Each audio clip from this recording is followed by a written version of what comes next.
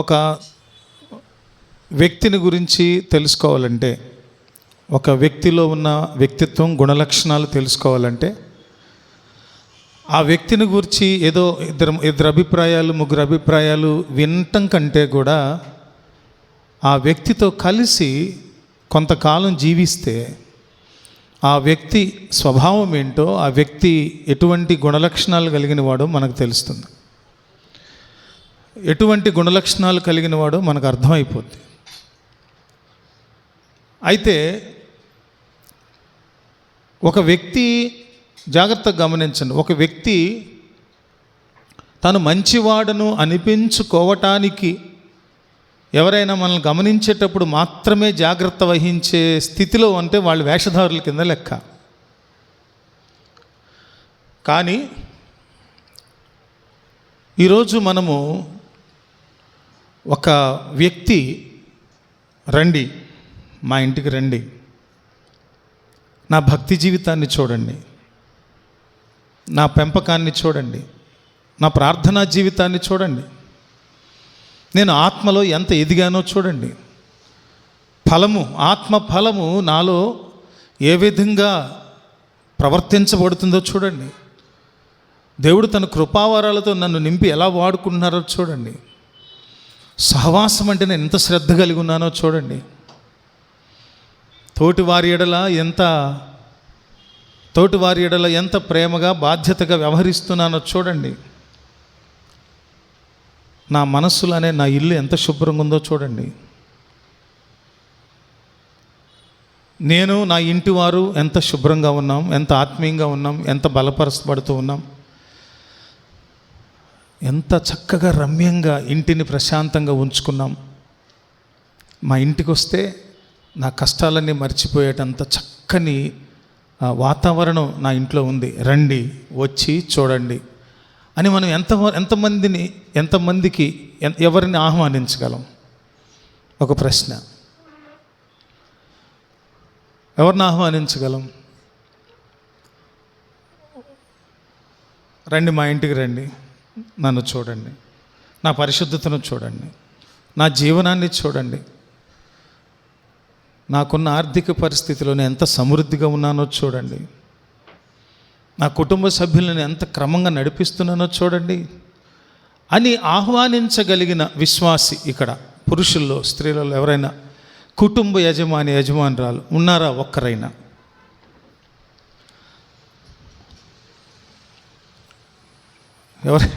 ఎందుకు అడిగాను? నేను ప్రసంగంలో భాగంగా అడగలా, మీరు చెప్తారని అడిగా.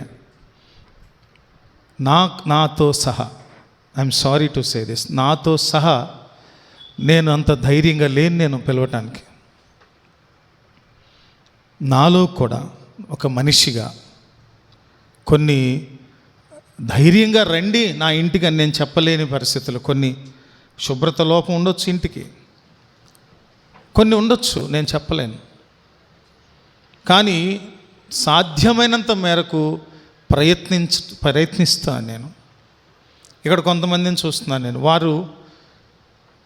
మనం ఎవరైనా వారి ఇంటికి వెళ్ళవలసి వస్తే వారు ఆహ్వానించినప్పుడు వారు ఎంతవరకు మ్యాక్సిమం వారు ఎంతవరకు చేయగలరో, ఎంతవరకు వారి క్రమాన్ని మనకు చూపించగలరో, చూపించడం అంటే ప్రదర్శించడం అని కాదు, వాస్తవ స్థితిని. ఈ విషయాలు మనం గమనించినప్పుడు మన స్వభావ స్వరూపాలు, గుణలక్షణాలు, ప్రవర్తన ఇవన్నీ కూడా ఎదుటి వారిని ఆహ్వానించేటట్లుగా, ఎదుటి వారిని ధైర్యంగా మన ఇంటికి పిలిచేట్లుగా ఉన్నాయా లేవా అని మనము పరీక్షించుకోవాల్సిన సమయం. మొదటిదిగా మనం గమనించితే యోహాను సువార్త 1వ అధ్యాయము 38వ వచనం నుంచి 42వ వచనం వరకు చూస్తే, యోహాను సువార్త, జాన్ చాప్టర్ 1 verse 38 to 42.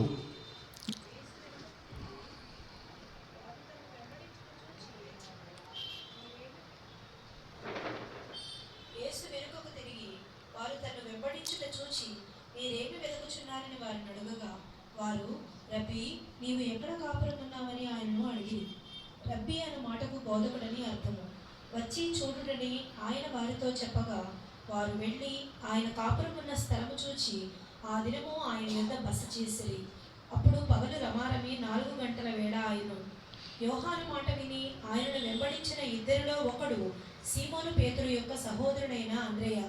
ఇతడు మొదట తన సహోదరుడైన సీమోనును చూచి మేము మెస్సియను కనుగొట్టిమని అతనితో చెప్పి. చాలండి. ఈ ఇతివృత్తంలో అనేక మంది యేసయ్యను వెంబడిస్తూ ఉన్న సమయంలో ఆరంభ దినాల్లో యేసయ్యను అడిగారు, వీళ్ళు ప్రశ్న అడిగారు. ఏమని అడుగుతున్నారు వాళ్ళు? తనను వెంబడిస్తున్నటువంటి వారిని చూచి మీరేం వెతుకుచున్నారు అన్నప్పుడు, మీరెక్కడ కాపురం ఉంటున్నారో బోధకుడా, రబ్బూని, మీరెక్కడ కాపురం ఉంటున్నారో మాకు చెప్పండి అని అంటే ఆయన అన్నారు, సౌకర్యాలు లేవు, నాకు మంచం లేదు, నాకు ఫ్యాన్ లేదు, మీకేమన్నా ఇద్దామంటే నా దగ్గర లేవు, నక్కలకు బొరియలుండెను, ఆకాశ పక్షులకు గూళ్ళుండెను, మనుష్య కుమారునికి తలదాచుకోవడానికి స్థలం లేదు. అయినా ఆయన ఏమన్నారు తెలుసా? కమ్ అండ్ సీ, వచ్చి చూడండి. ఎవరు చెప్పగలరు? ఇక్కడ మనం చెప్పగలిగామా? అడిగా కదా నేను ప్రశ్న. కమ్ అండ్ సీ అని మనం ఎవరన్నా చెప్పగలమా? మన ఆధ్యాత్మిక స్థితిని చూపించుకోగలగటానికి పెద్ద ప్రశ్న అది. ఎవరు నన్ను అడగకూడదు అనుకునే ప్రశ్న. వద్దులే, పిలవద్దు, అమ్మో.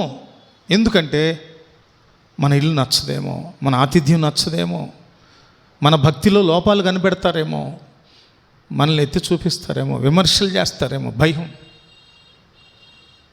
ప్రభు అంటున్నారు కమ్ అండ్ సీ. ఏం చూస్తారండి ఆయనలో వాళ్ళు?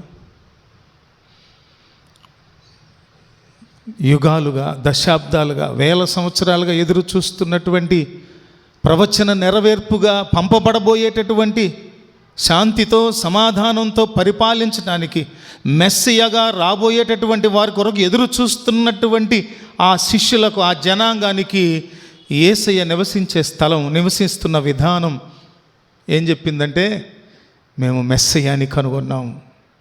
ఒక్క పూట సహవాసం చేశారు, ఒక్క పూటే ఉన్నారు వాళ్ళు. మేము మెస్సియాని కనుగొన్నాం. నాకు అనిపిస్తుంది వారు వెళ్ళిన ఆ క్యారెక్టర్స్ ఎవరున్నారో అది నేనైతే బాగుండు అనిపిస్తాను, నువ్వైతే బాగుండని నాకు అనిపిస్తుంది. ఎందుకనంటే వాళ్ళు చెప్పినట్లుగా మనం కూడా నేను మెస్సియాని కనుగొన్నాను. ఈ ఆధిక్యత ఏది?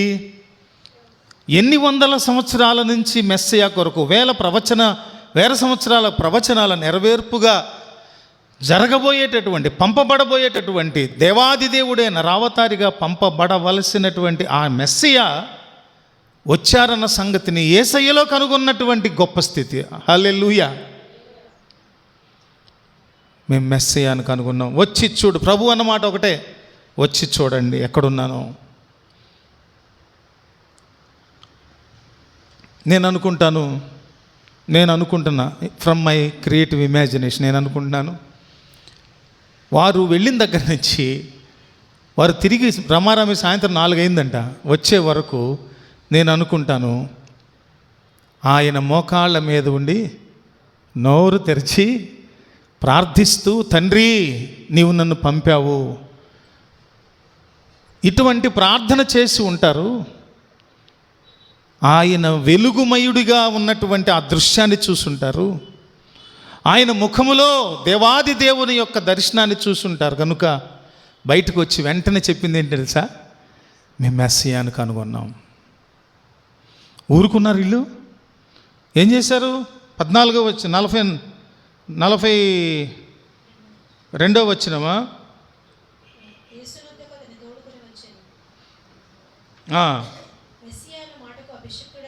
అభిషిక్తుడని అర్థం. 41వ వచనం, అతడు మొదట తన సహోదరుడైన సీమోనును చూచి మేము మెస్సియాను కనుగొంటే అతనితో చెప్పి యేసునొద్దకు అతన్ని తోడుకొని వచ్చెను. మెస్సియా అనే మాటకు అభిషిక్తుడని అర్థము. ఈ మాటల్లో అభిషిక్తుడు పాపుల రక్షణ కొరకు కలువరి సిలువలో బలియాగంగా అర్పించబడవలసిన అభిషిక్తుడు వచ్చేసాడు, మేము కనుగొన్నాం.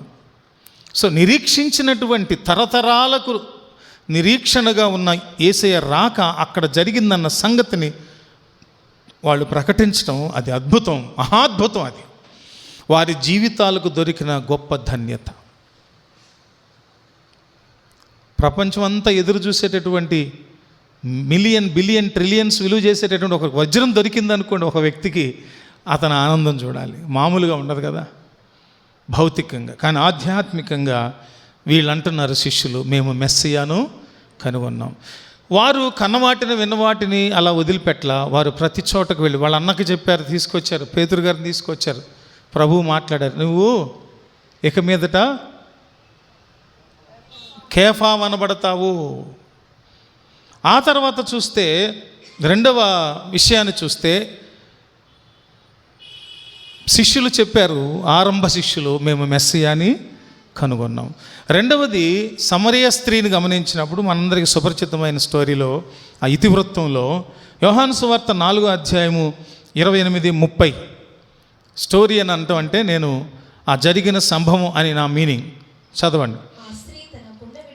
ఆ స్త్రీ తన కుండను విడిచిపెట్టి వెళ్ళి, మీరు వచ్చి తో చెప్పిన మనుషుని చూడుడి, దేవునికి స్తోత్రం కలుగునుగాక. సర్వజ్ఞుడైన దేవుడు, మహాజ్ఞాని అయిన దేవుడు ఏం చెప్పాడంటే, ఇదిగో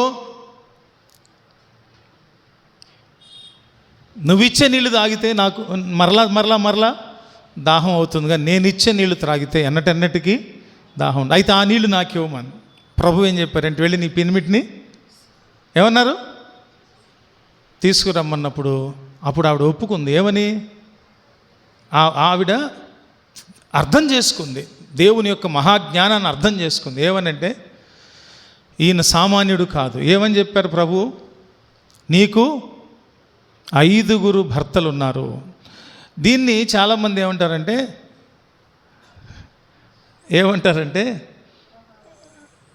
5 రకాలైనటువంటి దుర్గుణాలతో పోలుస్తారు. అది కరెక్ట్ పోలిక కాదు. ఎందుకు కాదంటే, నిజంగానే తన జీవితము ఒక పాప జీవితము. వెంటనే ఆశ్చర్యచకితురాలు అయిపోయి ఆవిడ వేసింది ఏంటంటే, వెంటనే తన కుండను అక్కడ విడిచిపెట్టి ఊర్లోకి వెళ్ళిపోయింది. ఊర్లోకి వెళ్ళిపోయి అక్కడ చెప్తుంది, నేను చేసినవన్నీ నాతో చెప్పిన మనుష్యుని చూడండి, ఈయన క్రీస్తు కాడా. అంటే దీన్ని బట్టి అర్థం ఏంటంటే, వాళ్ళు కూడా క్రీస్తు కొరకు, మెస్సియా కొరకు ఎదురు చూస్తున్నటువంటి వాళ్ళే. వాళ్ళందరూ వెలివేయబడిన వాళ్ళు, ఒక చోట బ్రతుకుతూ ఉన్నారు, నిరీక్షిస్తున్నారు. వాళ్ళకు కూడా క్రీస్తు వస్తాడనే నిరీక్షణ ఉంది. వాళ్ళు ఎదురు చూస్తున్నారు. ఇదిగో తనకొక మెజర్మెంట్ ఉంది, తనకొక కొలమానం ఉంది, తనకొక ప్రామాణికం ఉంది. అదేంటంటే, ఎవరైతే నా జీవితాన్ని నాకు చూపిస్తారో ఆ శక్తి లోకంలో మరి ఎవరికి ఉండదు, ఒకరికే ఉంటుంది. అది పంపబడే క్రీస్తుకు, మెస్సియాకు, ఆయనకు మాత్రమే ఉంటుంది అది అని గ్రహించింది. అప్పుడు చెప్తుంది వాళ్ళకి వెళ్ళి, నేను చేసిన అన్నీ కూడా నాతో చెప్పిన ఈ మనుషుని చూడండి, ఈయన క్రీస్తు కాడా. వారు ఊరిలో నుండి బయలుదేరి ఆయన యొద్దకు వచ్చుచుండిరి. గొప్ప సువార్థికురాలు ఆవిడ, గొప్ప ఇవాంజలిస్ట్ అన్నమాట. ఎక్కడ ట్రైనింగ్ అయింది కాదు, వాళ్ళందరినీ, ఊరు మొత్తాన్ని యేసయ్య దగ్గర నడిపించింది. ఆ తర్వాత విషయాలు మనకి అప్రస్తుతం. కానీ ఇక్కడ నేర్చుకోవాల్సింది ఏంటంటే, రెండవది ఏంటది చెప్పండి? ఏంటది చెప్పండి?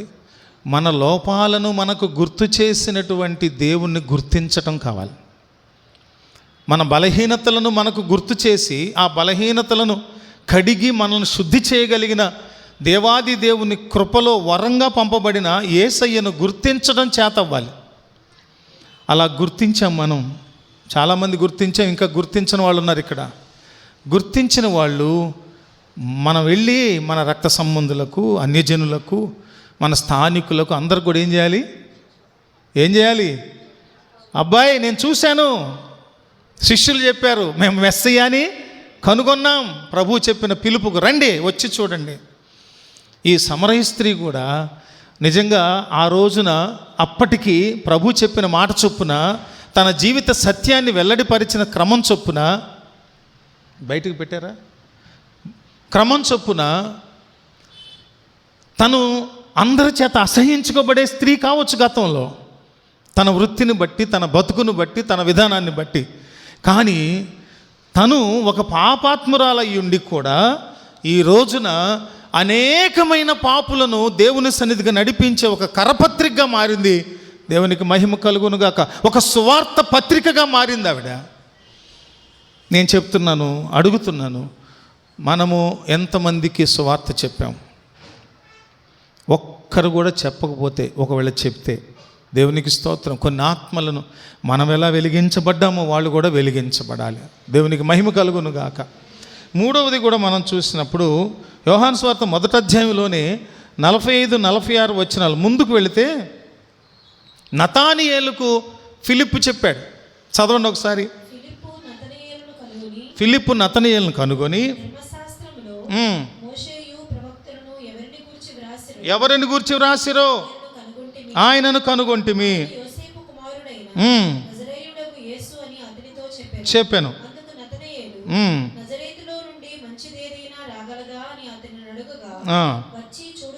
వచ్చి చూడుమని ఫిలిప్పు నతనయేలుతో చెప్పాడు. వచ్చి చూడండి, ఎవరైనా అక్కడ ఉందా అని అనుమానం కలిగింది అనుకో, ఇక్కడ ఉందా, రావాయి అంటే ఉందా, వచ్చి చూడదా. ఎట్లా చెప్తాం ధైర్యంగా, నిర్ధారణతో? కమ్ అండ్ సీ, వచ్చి చూడండి. ఫిలిప్పు నతనయేలుతో చెప్తున్నాడు. ఏమంటున్నాడంటే, ధర్మశాస్త్రములో మోషేయు ప్రవక్తలు ఎవరి గురించి వ్రాసిరో ఆయన మేము కనుగొన్నాము. ఒకరి నుంచి ఒకరికి, ఫిలిప్పు, ఆంద్రేయ, ఇక్కడ పేతురు, ఇంకా నతనయేలు దగ్గర కూడా వెళ్ళిపోయి చెప్తున్నారు, ఇదిగో ధర్మశాస్త్రంలో ఎవరైతే రాశారో, ఏ ప్రవక్తలైతే ముందస్తుగా ప్రవచించారో, దేవుడు ఏ ప్రవక్తల చేత రాబోయే మెస్సయాని గురించి ప్రవచించారో ఆయన మేము కనుగొన్నామా అంటే, ఏమంటున్నాడు ఈయన? పూర్వకాలంలో ఉన్నటువంటి సంగతులన్నీ గుర్తు చేసుకుంటూ ఆయన అంటున్న మాట ఏంటంటే, నజరేతు నుండి ఏమైనా మంచిది రాగలదా అని ఎక్కడ లేదురా బాబు, ఏది రాదు నజరేతులోంచి. కానీ నజరేతు నుంచి ఒక వెలిగించే జ్యోతి వచ్చింది, ఒక వెలిగించే కాగడ వచ్చింది, అదే యేసుక్రీస్తు ప్రభు. ఏమన్నాడు ఆయన? నువ్వు రా, వచ్చి చూడు, మేము ఆ మెస్సయ్యాని కనుగొన్నాం. దేవునికి మహిమ కలుగునుగాక. యేసయ్య రా, వచ్చి చూడన్నారు. సమరయ స్త్రీ రా, వచ్చి చూడండి అన్నారు. ఇక్కడ ఫిలిప్ అంటున్నాడు నతనయేలుతో, వచ్చి చూడు, కమ్ అండ్ సీ. ప్రతిసారి కూడా నేను ప్రతి వ్యక్తి గురించి చెప్తున్న ప్రతిసారి కూడా ఒకటే గుర్తుకు రావాలి, నేను నా కుటుంబం విషయంలో, నా భక్తి జీవితం విషయంలో అన్యులను, తోటి విశ్వాసులను కమ్ అండ్ సీ, వచ్చి నా కుటుంబాన్ని చూడండి. మొదట్లోనే చెప్పాను నేను, వచ్చి నన్ను చూడండి, నా భక్తి జీవితాన్ని చూడండి అని ఎంతమంది మనం చెప్పగలం? యేసయ్య ప్రేరణగా అనిపించట్లేదా? సమరయ స్త్రీ గతంలో ఏ గొప్ప పని చేయలేదు, ఇప్పుడు ఊరు మొత్తాన్ని యేసయ్య దగ్గర నడిపించింది, పాపులందరినీ పరిశుద్ధం దగ్గర నడిపించింది. ఇక్కడ ఫిలిప్పు నతనయేలుకి చెప్తున్నాడు, మేము చూసాం, మేము కనుగొన్నాం, ప్రవచన నెరవేర్పుగా పంపబడిన క్రీస్తును కనుగొన్నామని చెప్పినప్పుడు, ఏది రాదయ్యా అన్నాడు నతనయేలు. ఫిలిప్ ఏమన్నాడు? వచ్చి చూడు, వచ్చి చూడు. నన్ను నిజంగా ఇది కదిలిస్తున్న సంగతి, వచ్చి చూడటం అనేది. మత్తయి సువార్తలో కూడా బాప్తిస్మం ఇచ్చు యోహాను శిష్యులు, బాప్తిస్మం ఇచ్చి 11వ అధ్యాయము 1-5 వచనాలు, మత్తయి సువార్త 11వ అధ్యాయం 1-5 వచనాలు.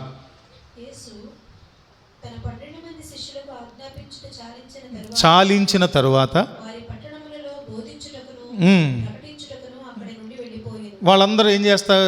ప్రభు బోధ విన్న తర్వాత వాళ్ళు ప్రేరితులయ్యి పట్టణాల్లో, చుట్టుపక్కల ప్రాంతాల్లో బోధించడానికి, ప్రకటించడానికి వాళ్ళు వెళ్ళిపోయారు.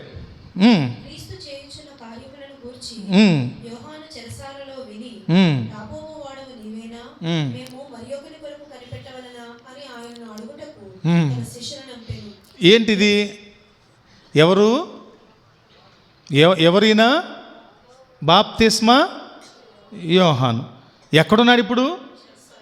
త్వరలో ఏమైపోతాడు? శిరశ్ఛేదనం చేయబడతాడు. ఈ యోహానుకు శిష్యులు ఉంటే ఆ శిష్యులనంట చెరసాల దగ్గర నుంచి, ఆయనతో పాటు శిష్యులను కూడా లోపల పెడితే ఖైదీలో శిష్యులను పంపిస్తాడంట. ఎవరి దగ్గరికి? యేసయ్య దగ్గరికి. ఏమని అడగమని?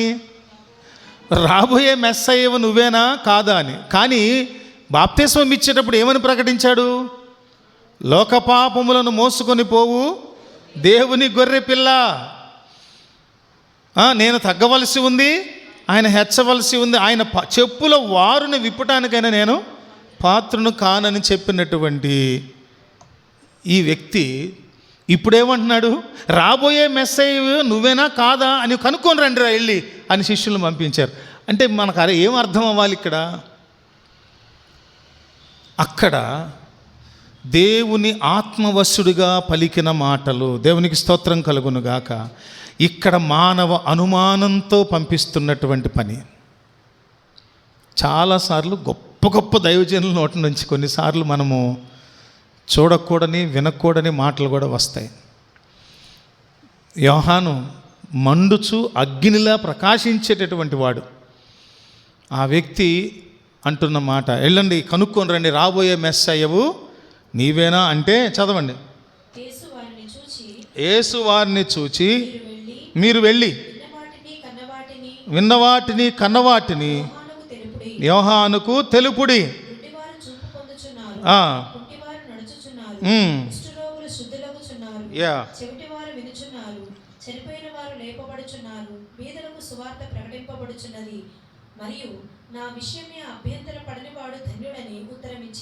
చాలు. కుంటివారు నడుస్తున్నారు, గుడ్డివాళ్ళు చూస్తున్నారు, చనిపోయిన వాళ్ళు బ్రతుకుతున్నారు, ఇవన్నీ చూస్తున్నారు కదా. కాబట్టి మీరేం చేయాలి? వచ్చి చూశారు కదరా బాబు, వీటిని వెళ్ళి చెప్పండి. యోహాను గనక ఈ నిర్ధారణ తెలిస్తే తన జీవితము ధన్యమైపోయిందని యోహాను ప్రాణం విడిచిపెట్టేస్తాడు. ఎట్లాగంటే ఎదురు చూసినటువంటి మెస్సయ్య వచ్చాడనే నిర్ధారణ తనకు కలిగితే చాలు. ఏమవుతుంది? తన జీవితము ధన్యచరితం అయిపోతుంది. దేవునికి స్తోత్రం కలుగునుగాక.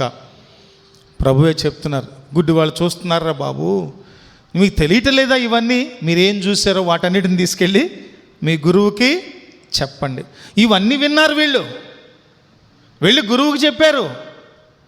ఒకరోజు యేసయ్య ప్రసంగం చేయడం మొదలుపెట్టాడు. వాళ్ళందరూ యేసయ్య శిష్యులు, యోహాను శిరశ్ఛేదనలో చనిపోయాక వాళ్ళందరూ వచ్చి యేసయ్య శిష్యులుగా మారిపోయి మేము మీ వెంట పడతామని వెంబడిస్తామని వచ్చేసారు. ఒకరోజు ఈయన మొదలెట్టారు ప్రసంగం. యేసయ్య, ఇదిగో పరలోకములోంచి పంపబడిన మన్నాను నేనే, నన్నే మీరు తినాలి అన్నారు. ఒక్కొక్కరికి బుర్ర తిరిగిపోయింది. ఎవరెవరికి? యోహాను శిష్యులకు, బాప్తిస్మ యోహాను. అదా, మేమేమో ఎక్స్పెక్ట్ చేస్తున్నాం నీ ద్వారా ఆకాశం నుంచి మన్నా వస్తే తిందామని, బండల్లోంచి నీళ్ళు వస్తే తాగుదామని, నువ్వు ఒక గొప్ప రాజుగా పరిపాలిస్తే మేమందరం మంత్రులుగా సామంతులుగా, అబ్బో నాణేలు, అబ్బో కిరీటాలు, కత్తులు, కటార్లు, పట్టు వస్త్రాలు ధరించి బతుకుదామని ప్లాన్లు చేస్తుంటే నువ్వేంటి నేనే మన్నానంటున్నావు, పరలోకం నుంచి పంపబడి నన్ను తినమంటున్నావు, ఎట్లా సాధ్యమనంట.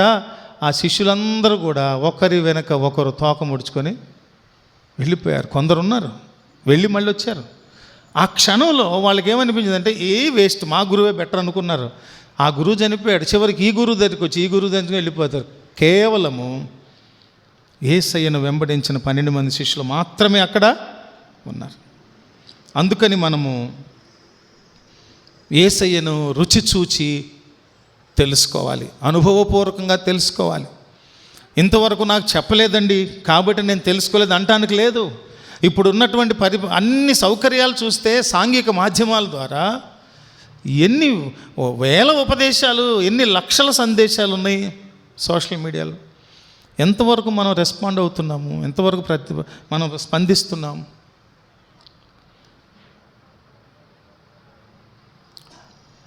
మత్తయి సువార్త 28వ 5వది మత్తయి సువార్త 28వ అధ్యాయము 5 నుండి 10 వచనాలు.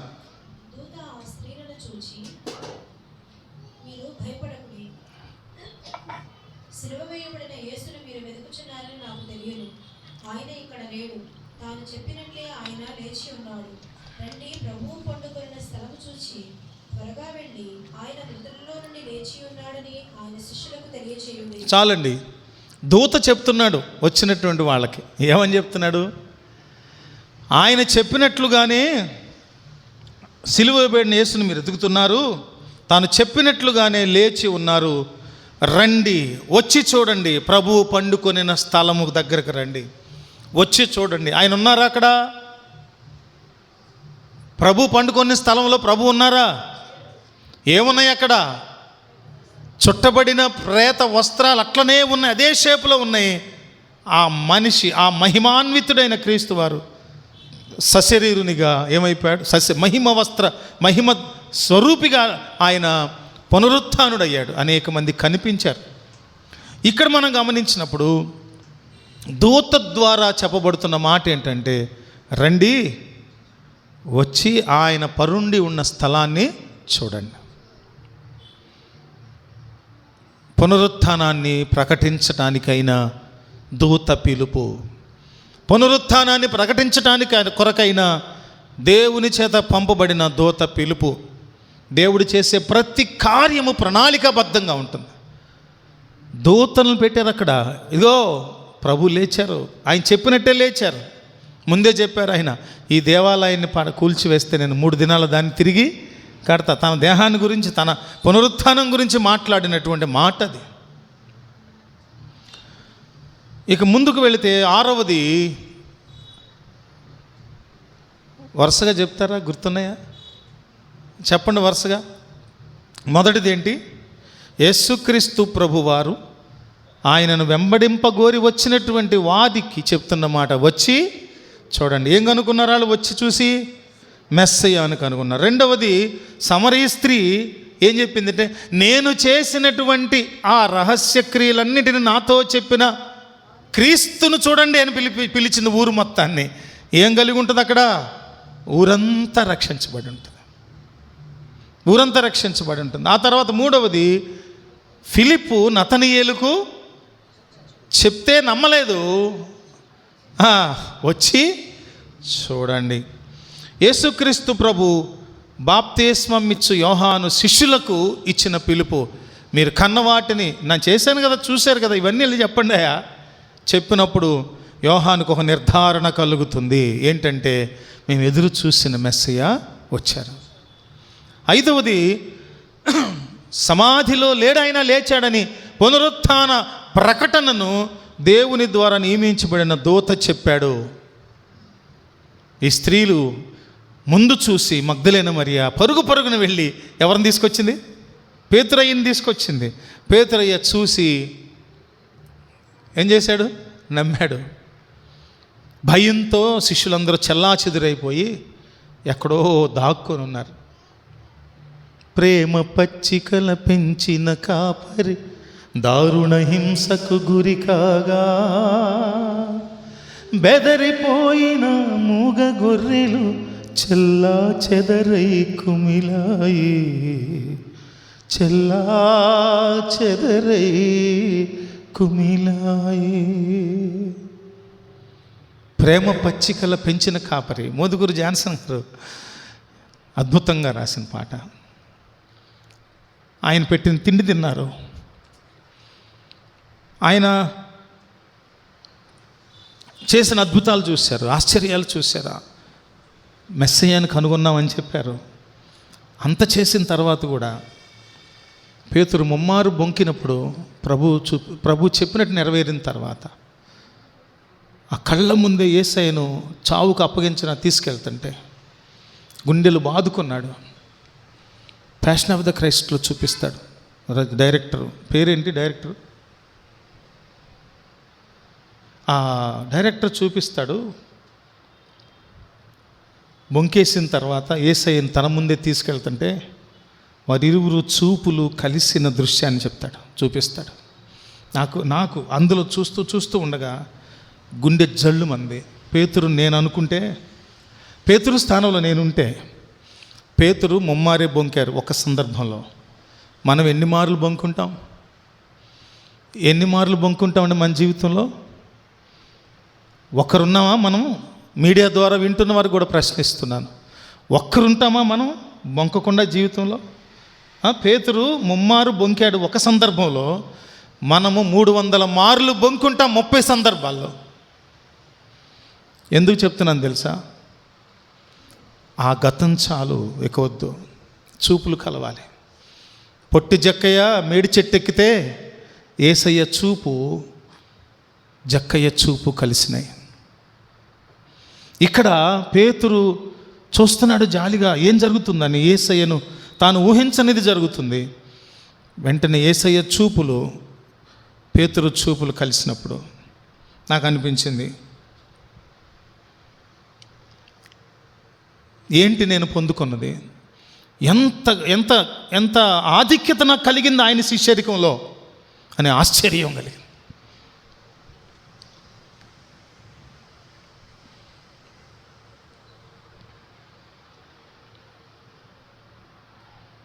ప్రకటన పుస్తకం 6వ అధ్యాయము,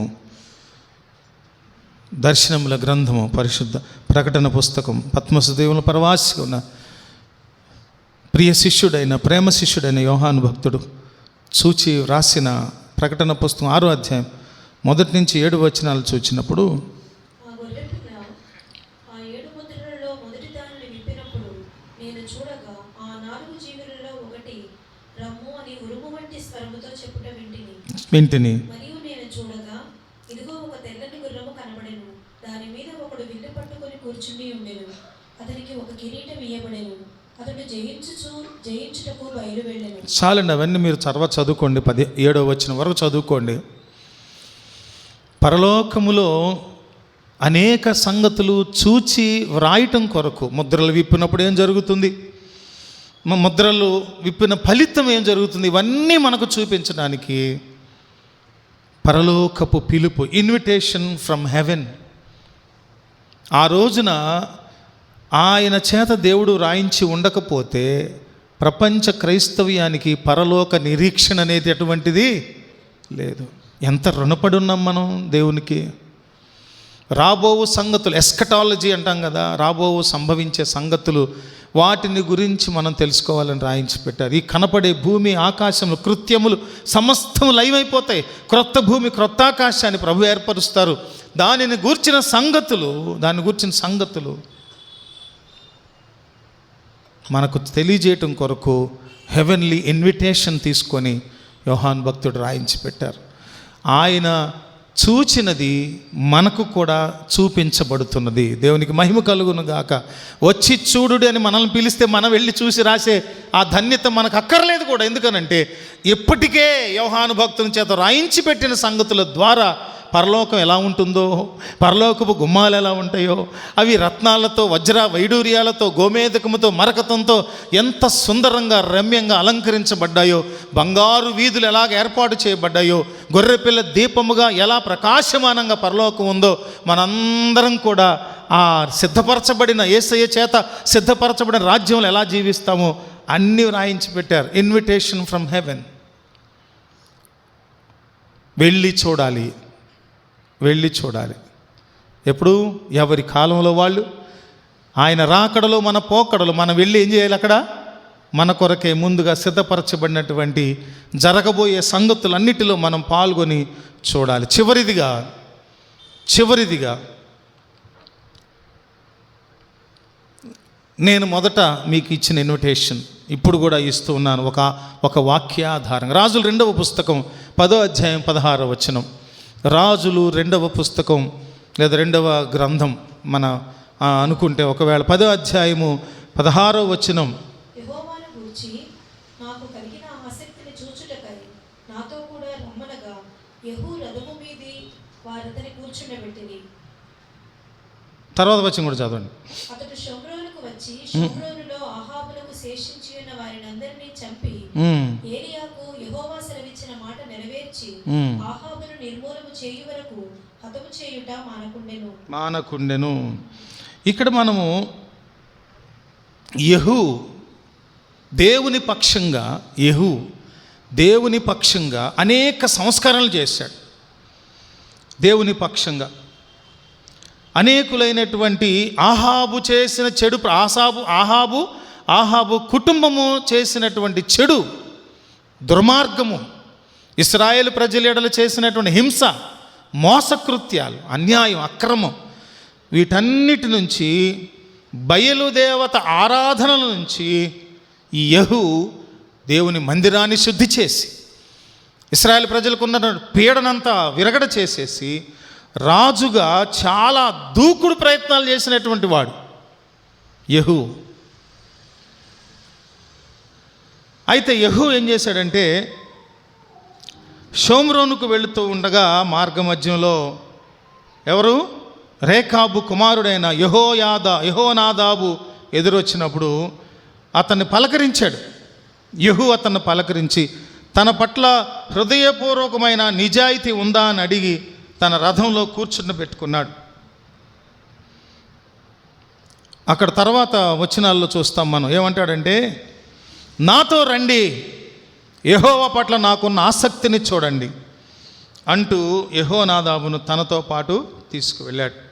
యెహోనాదాబుకు చెప్తున్నాడు, ఇది చదువుకోండి మీరు తర్వాత.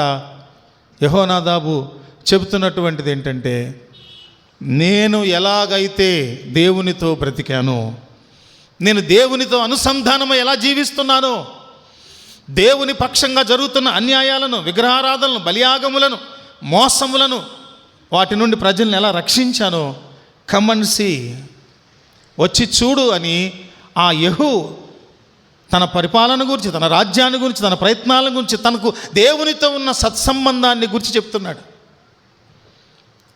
ఇప్పుడు యెహూ స్థానంలో మనం ఉంటే, నేను మొదట అడిగిన ప్రశ్న చివర్లు అడుగుతున్న ముగింపులో అందరం లేచి నిలబడదాం. యెహూ చెప్తున్నాడు, రా వచ్చి చూడు, ఇశ్రాయేలు పక్షంగా నేను ఏమేం చేశానో వచ్చి చూడు. ఈరోజు ఒక పెద్ద ప్రశ్న ప్రభు మనల్ని అడుగుతున్నాడు.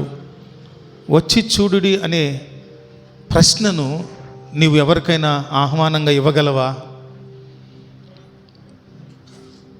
నా ఇంటికి రండి, కమన్సి అని మనం చెప్పగలమా?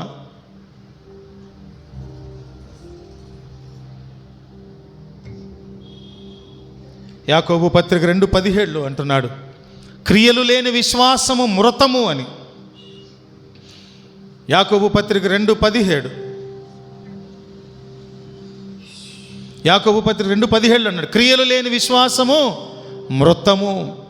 యెహోషువ అంటున్నాడు చివరి అధ్యాయంలో 24వ అధ్యాయం 15వ వచనంలో, మీరెవరిని సేవిస్తారో సేవించుకోండి, మీరెవరిని ఆరాధిస్తారో ఆరాధించుకోండి, మీరెవరిని పూజిస్తారో పూజించుకోండి, నేనైతే మాత్రం నేనును నా ఇంటి వారును యెహోవానే సేవిస్తాం. నేను నా ఇంటి వారు యెహోవాను తప్ప ఇంకెవ్వరిని సేవించము, ఎవరిని సేవించము.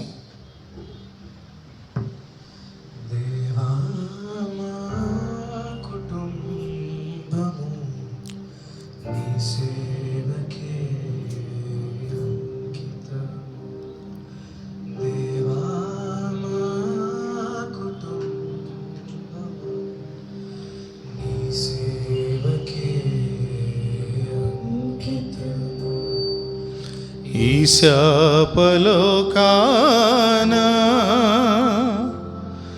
నీ సాక్షులుగా నిలువా, ఆత్మతో నింపుమా, నీ ఆత్మతో నింపుమా, దేవా మా కుటుంబము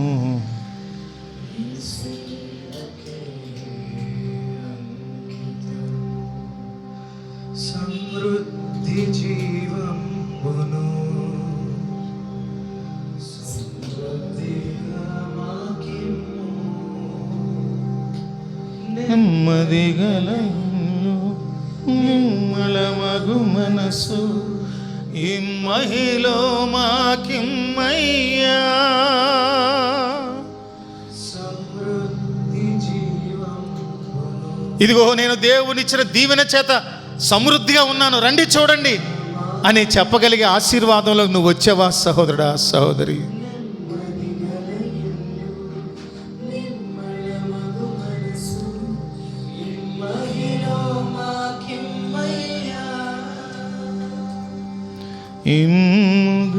దయచేయుము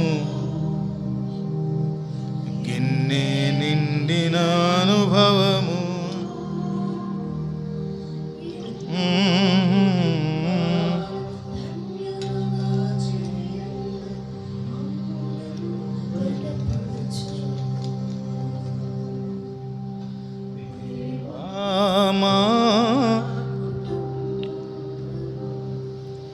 నీ సేవకే అంకిత.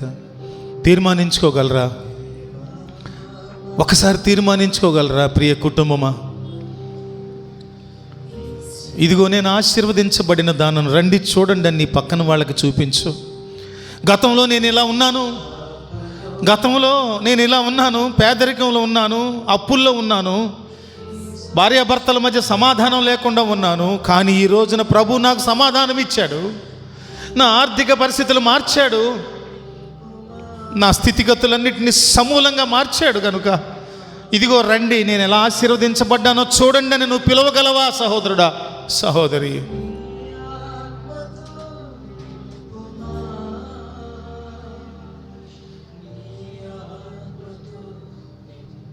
ఆత్మతో నింపబడిన కుటుంబంగా, దేవుణ్ణే సేవించే కుటుంబంగా మా కుటుంబం ఉంది, రండి చూడండి అని వేరే కుటుంబాలను మనం ఆహ్వానించేటట్లుగా ఈ రాత్రి వేళ తీర్మానించుకుందాం ప్రియ సహోదరుడా, సహోదరి.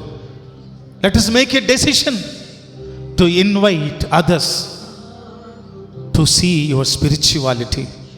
నీ ఆధ్యాత్మిక స్థితిని చూడమని నీ పక్కన కుటుంబం వాళ్ళని ఆహ్వానించగలవా సహోదరుడా, సహోదరి?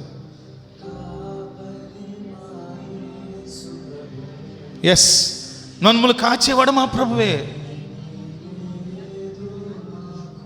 ఎస్, మాకేమి దిగులు, నీకే వందనములయ్యా. నిరంతరము దేవుని స్తుతించే కుటుంబంగా, నిరంతరము దేవుని కీర్తించే కుటుంబంగా, ఆయన సహవాసంలోనే బ్రతికే కుటుంబంగా నాదుంది నా కుటుంబం. Come and see my family అని చెప్పగలవా?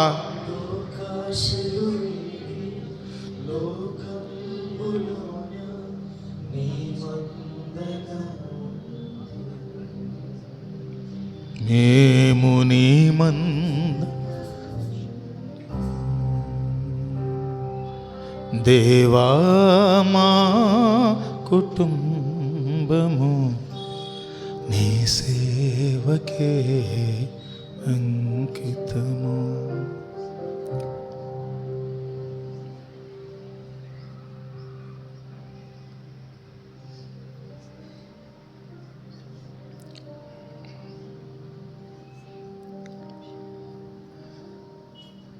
మన ప్రియులు, మా ప్రియ అన్నయ్య ముగింపు ప్రార్థన చేస్తారు, వాక్యానుసారమైన తీర్మాన సహితమైన ప్రార్థన చేస్తారు. నేను ఆశీర్వాదం ఇస్తాను. పరలోక ప్రార్థనతో మనం ముగించుకుందాం.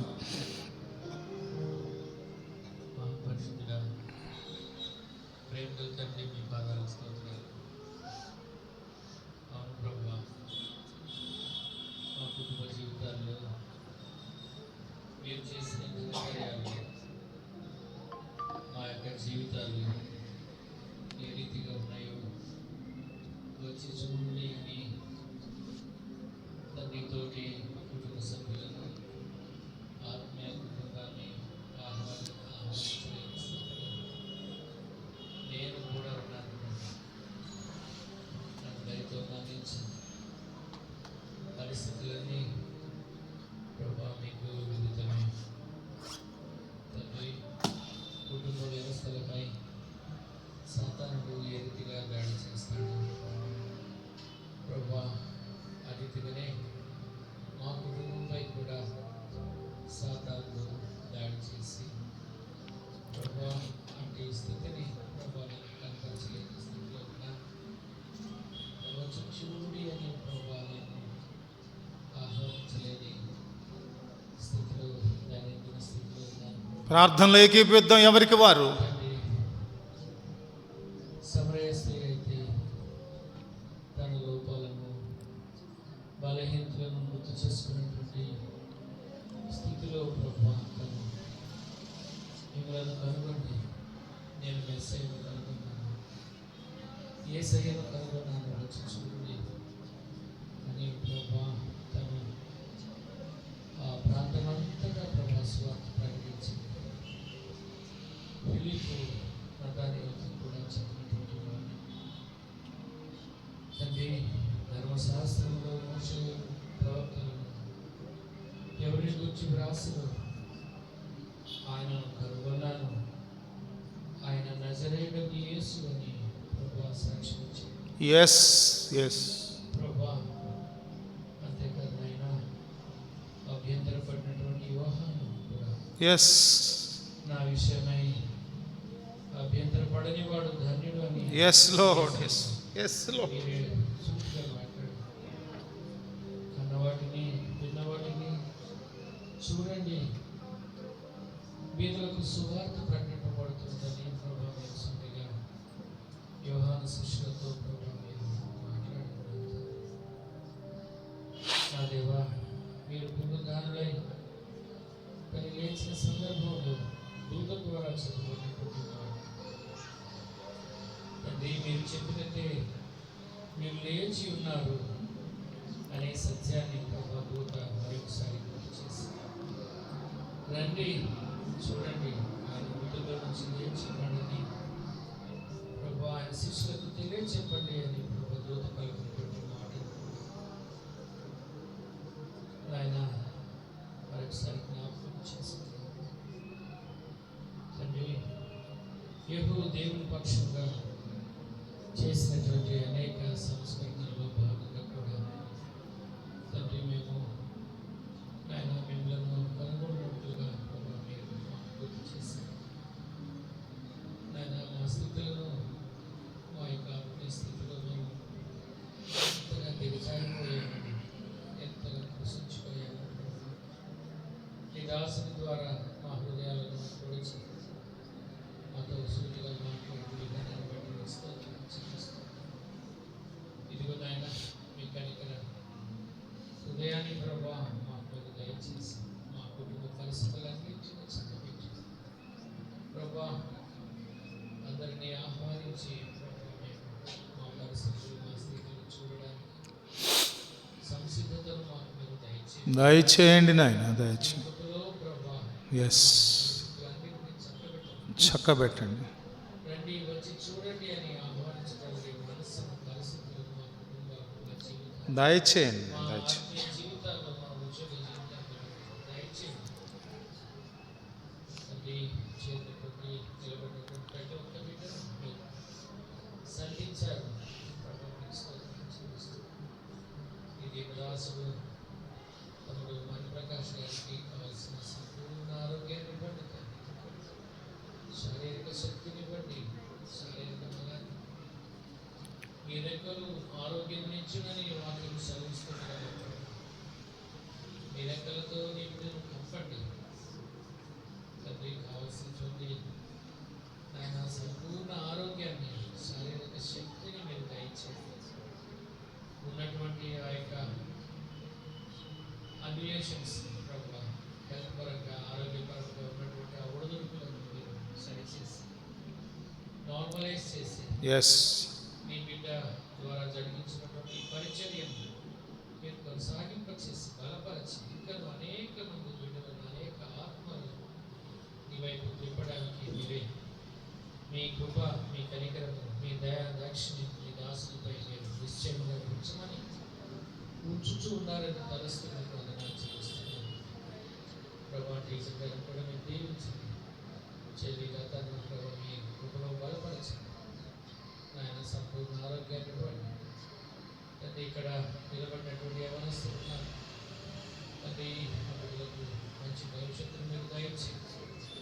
దూర ప్రాంతం నుండి ప్రభావ తీసుకొని వచ్చినటువంటి వినయ రంజన్ పాప లలితంగా కూడా మీ స్తోత్రాలు చెల్లిస్తున్నాను.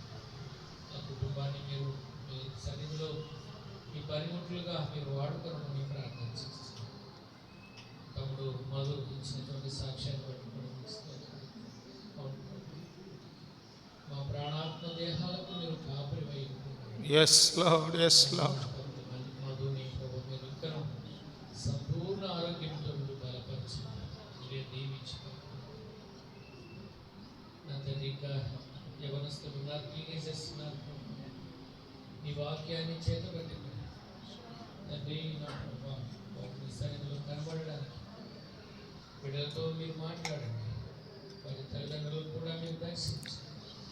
వారు కూడా ప్రభా మీ సన్నిధిలో తండ్రి కేవలము ప్రభా ఖాళీ చేతులతో రాకుండా నీ యొక్క దివ్య వర్తమానాన్ని, నీ యొక్క వాక్యాన్ని ప్రభా, నీ యొక్క పరిశుద్ధ గ్రంథాన్ని ప్రభా చేతబట్టుకొని నీ సన్నిధిలో కనబడినట్లుగా చేయమని ప్రభా మీకు వందనాలు, స్తోత్రాలు చెల్లిస్తున్నాను.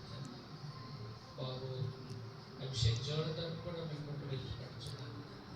బిడ్డ యొక్క ఆరోగ్య పరిస్థితిని మీరు కలుగ చేసుకొని మీరు సమీక్షిస్తున్నారు ప్రభా. మీకు వందనాలు సరిచేస్తున్నారు, స్తుతులు చేస్తున్నారు. ప్రతి పరిస్థితిని ప్రభా మీరు నార్మలైజ్ చేయండి. బాబు అభిషేక్కి ఇంకా మిగిలినటువంటి ఆ యొక్క సెమిస్టర్ని ప్రభా కంప్లీట్ చేసుకోవడానికి ఇచ్చినటువంటి ఆ గోల్ని, ఆ టార్గెట్ని ఫుల్ఫిల్ చేసుకోవడానికి వీడికి కావాల్సిన మంచి ఆరోగ్యాన్ని, శారీరక శక్తిని, బలాన్ని మీరు దయచేయండి. మీ కృప, మీ కనికరణ వీటిపై నిశ్చయముగా ఉన్నదని తలుస్తూ వందనాలు చెల్లిస్తున్నాను. నీవు ఈ సంఘ సరిహద్దులను మీరు విశాలపరచండి. ఆయన మీరే కృప చూపించుకుని సమస్త మహిమ, ఘనత, ప్రభావాలు మీకే ఆరోపిస్తున్నాను. యేసు పరిశుద్ధ నామములో ప్రార్థించి బ్రతిమలాడి వేడుకుంటున్నాను. ఆమేన్. క్రీస్తు ప్రభువారు శిష్యులకు నేర్పించినటువంటి పరలోక ప్రార్థనను మనందరం చేద్దాం. పరలోకమందున్న మా తండ్రి, నీ నామం పరిశుద్ధపరచబడును గాక, నీ రాజ్యము వచ్చును గాక, నీ చిత్తము పరలోకమందు నెరవేరుచున్నట్లు భూమి యందును నెరవేరును గాక. మా అనుదిన ఆహారం నేడు మాకు దయచేయండి. మా ఎడల అపరాధములు చేసిన వారిని మేము క్షమించి ఉన్న ప్రకారం మా అపరాధములను క్షమించండి. మమ్మ శోధనలోనికి తేక దుష్టుల నుంచి తప్పించండి. రాజ్యము, శక్తి, మహిమ నిరంతరము నీవయ్యున్నవి తండ్రి. ఆమేన్. మన సృష్టికర్తయగు తండ్రి ప్రేమ, కుమారుడైన క్రీస్తు వారి కృప, పరిశుద్ధాత్మ దేవుని నిత్య అన్యోన్య సహవాసము, సమాధానం కూడిన మనకును సకల పరిశుద్ధులకును సదాకాలము తోడయుండి నడిపించి సమస్త మహిమ, ఘనత, ప్రభావములను నిండుగా ఆరోపించుకొనుగాక. ఆమేన్. యేసు రక్తమే జయం, సిలువ రక్తమే జయం. ప్రభు యేసు నామమునకు సంపూర్ణ విజయం కలుగును. అందరికీ వందనాలు. మీరందరూ ఒకరికొకరు సమాధానపూర్వకమైన వందనాలు తెలియజేసుకోవాలని కోరుతున్నాం.